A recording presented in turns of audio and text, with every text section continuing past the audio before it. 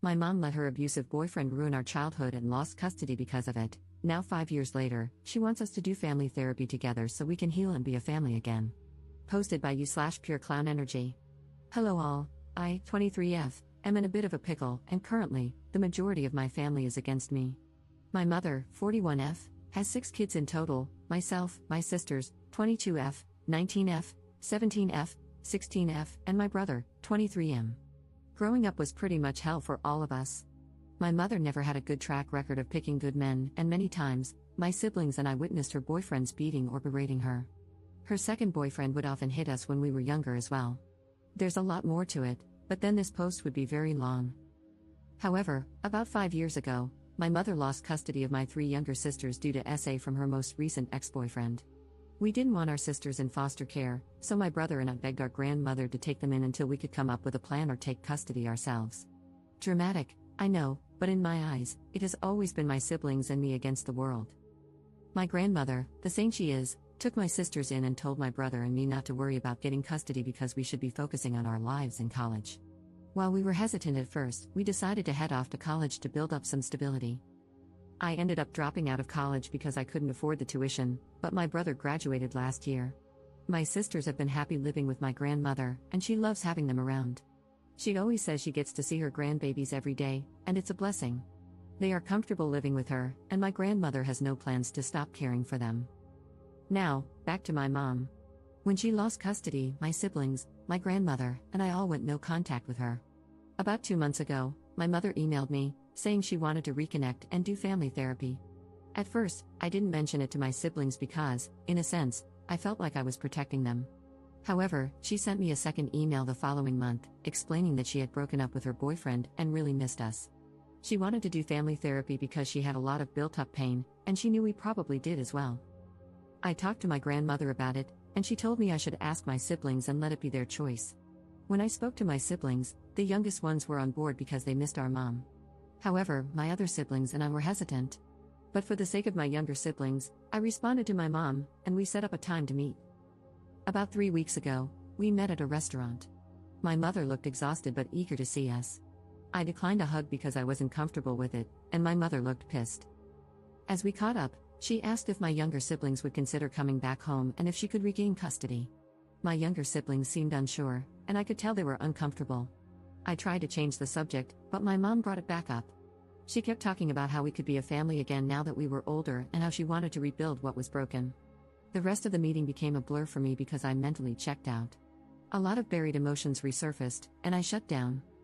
Later that night, I received an email from my mom saying she was really upset that I didn't hug her or say goodbye. She said it was giving a bad impression to my younger siblings and that they might start mistreating her as well. I'm not going to lie, that email filled me with anger because she had a lot of audacity. I didn't respond, but I soon received another email, which was just a confirmation for our first family therapy session. We had the session yesterday. It started with the usual introductory process and familiarization. Later in the session, my mom kept going on about how she did everything she could to protect us, etc. The silence from my siblings and me was loud, and the therapist asked how we felt about what she said. My other siblings stayed quiet. I wasn't planning on speaking either, but then my mom said something that made me snap. She told the therapist that I had told my siblings not to say anything because I wanted to turn them against her and that she had scheduled this session to bring us together, not tear us apart. At that moment, I lost it. I started screaming that she wasn't a good mother and that she did nothing to protect us. She constantly vented to me about her relationships and problems, which led me to internalize her issues as my own. She never protected my brother when her boyfriends beat him for trying to defend her or my sisters. She never even thought to report her ex when my sisters first came to her about the abuse they suffered at his hands. I went off about a lot of other things, but by that point, she was bawling, and so were my siblings. I told the therapist that if anyone was splitting the family up, it was her, with her stupidity, ignorance, and outright neglect. I was breathing heavily after my outburst, and looking back, I'm not proud of how I lost control. The therapist suggested we take a break, but I told them I was done. I refused to sit there and listen to her try to blame me for her actions and problems. The session ended quickly after that. Later that night, my phone started blowing up with calls and texts from my mother's side of the family. They berated me, saying I was a horrible person for hurting my mother and making her feel terrible. They ranted about how she was trying to turn over a new leaf and rebuild a relationship with us. After all the calls and texts, I've been feeling like a crappy person for what I said to my mom. So, honestly, am I the jerk here? Up in the comments. I honestly don't even know where to begin. I'm crying because the support has been extremely overwhelming, and for once, I feel heard and seen, outside of my grandmother, of course. I truly appreciate the support. I have tried to read all the comments, but they keep rolling in. Again, thank you guys so much. I will add some context since I didn't elaborate much before because I didn't want to type a novel and make anyone read so much. My grandmother, she is my mom's mom. She cut my mom off because my mom would constantly steal money from her or sneak boys into the house, knowing my grandmother wouldn't approve. My grandmother is an SA survivor of my grandfather, my mom's dad. She actually took him to court to get him arrested, which is why she is essentially the black sheep to the majority of our family. My grandmother explained to me when I was much older that our family has a lot of SA history involving family members. Our family is highly religious and believes that we should pray over them every day to heal them. Why I felt awful, my mother is also a victim of abuse, and I felt like a hypocrite for calling her out and saying what I did, as if I wasn't taking her abuse into account. However, as many of you have mentioned, even as a victim, she still allowed the abuse to happen. I think reading that is what made me start crying. My siblings and I never got counseling because we just thought it was our fault that we experienced the abuse. In our past conversations, we often try to carry the burden of not protecting our mom more. My mom's side of the family, they are enablers and abusers themselves. My grandmother has countless stories about them. I feel as though a part of them wants my siblings and me to make up so we can appear to be a happy family. They have a serious issue with appearances. My siblings, my brother is the real star of the show, honestly. Before we even made it to the first session, he told my youngest sister that our mom would probably say a lot of things, but if she wasn't ready to talk or if she wanted solo therapy, he would pay for it in full. After the session, she decided to go for it because she has a lot of complicated feelings about our mom. My other sisters are still emotionally distraught. They thanked me for speaking the truth and saying what needed to be said. They said they couldn't say anything because they didn't know how to word it. Like me, they didn't want to be cruel. I truly appreciate all of the comments and the reassurance. I sent my grandmother the post, and she said all of you guys are rock stars and that the majority of you are right, that my mother is a C&T. If you guys have any more questions, please feel free to ask. This has been a huge step for me in getting my own therapy because I let a lot of this build up over the years. My tangent to my mom went on for a few minutes before I had to stop because I was so pissed. Update 1 day later. Hey all, update for those who wanted it. Also, heavy abuse trigger warning because I will get emotional and vent a bit later on in this update. If you are a childhood abuse survivor, I wouldn't recommend reading past this since it could possibly be triggering. My siblings and I have decided to go no contact with our mother for good. It was a hard conversation this morning, and I felt like a jerk again. I felt like my outburst persuaded them to make that decision so I wouldn't be upset with them. Yet they reassured me throughout the whole conversation that they didn't like that she didn't even apologize, even when she had the opportunity to. My siblings and I are still struggling with the fact that she won't change, and she probably never will. The driving force for it was the email I got from my mother at 4 a.m. today. I copied and pasted it here. Dear Juju, my nickname when I was younger, I am truly hurt and devastated that you went public with a private matter. Your Auntie May showed me your Reddit post, and yet you continue to try to villainize me. I was going to explain myself further in therapy, but I'm in a new relationship now with a very loving man. He was the main one who encouraged me to extend an olive branch to you all. I was going to surprise you and your siblings in therapy. However, you ruined it. I stayed my distance from you all because, after losing your sisters, it made me realize I couldn't even look at myself in the mirror anymore. It made me realize how much of a worthless piece of crap I was. You calling me a worthless WHRE of a mother was uncalled for. In those relationships, I couldn't just simply walk away. Where would I have gone? What about you guys? Do you not think it ate me up inside every time you cried? Every time I did try to protect you guys, only to get the crap beaten out of me? Being knocked out cold and not knowing if you were safe or not? Did any of that not matter to you? I'm trying to redeem myself while also being a victim, and you simply can't get your own head out of your rear. You bitch and complain about your pain, not realizing I was a victim too, Juju. We all were. I hate to sound harsh, but you're an adult and can hear these things now. I tried my damn hardest to protect you all. For you to crap on all my effort in your rant and call me almost every name in the book in front of our therapist, your siblings, and the blatantly visible disrespect to me? All of it was truly uncalled for.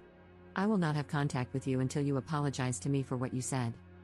You broke my heart, Juju, but Mama still loves you. And me going no contact with you is to show that you can't just hurt someone because you yourself are hurting. I will be over to see your sisters later at my mom's place to talk one-on-one with them. I would appreciate it if you were there to apologize. But if you will not, then I highly ask that you not be there. The email really crushed me. I completely understand that she was a victim as well. Like I also mentioned to a kind Redditor who messaged me last night, she did provide what she could. Yet there were many moments we either went hungry or without some necessities. One of my most embarrassing moments was asking strangers on the street for money so my sisters and I could get pads and tampons. My mom's third boyfriend threw ours out because he didn't believe in periods.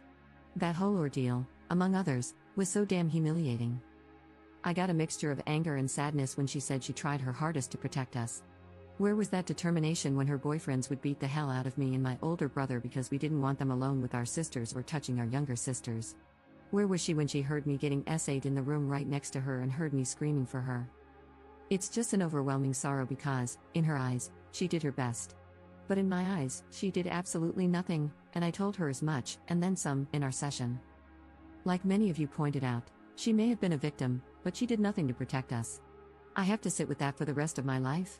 My siblings have to deal with that for the rest of their lives. I have to work through all the damage she caused while she gets to play hero and have her redemption arc?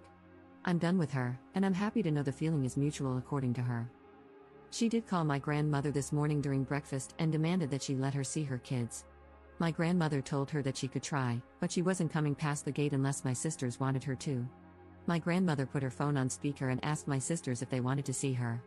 My youngest sister actually responded this time and said no. And not for a very long time, at the minimum. My mom tried to scream at my grandmother, but I could hear her voice cracking from trying not to cry on the phone. My grandmother told her she could go F herself, not to call her again. After that, the conversation about no contact went into overdrive. My siblings have their own memories of her to account for. They aren't comfortable with me sharing them, so I really just shared mine and a bit of my brother's. It's all just so surreal to me. I thought that maybe she was actually okay with being alone, but here she is, not being truthful about when she broke up with her most recent ex. I didn't ask because I don't even care anymore. Yet she's already in a new relationship? It's hard to grasp that my mother just can't be alone.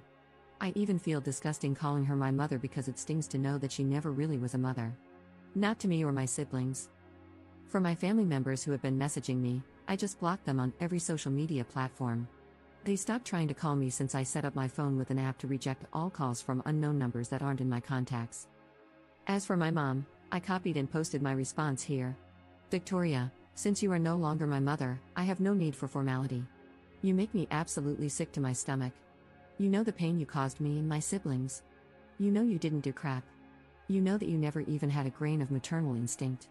If you did, you never would have allowed us to get hurt.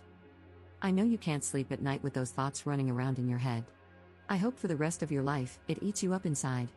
Your new boy toy will be the only thing by your side when you're frail and almost dust. I'm done allowing you to hurt not only me but my brother and sisters as well. You have no right to try to prance your happy, fake face into our lives now that you see we are doing well without you.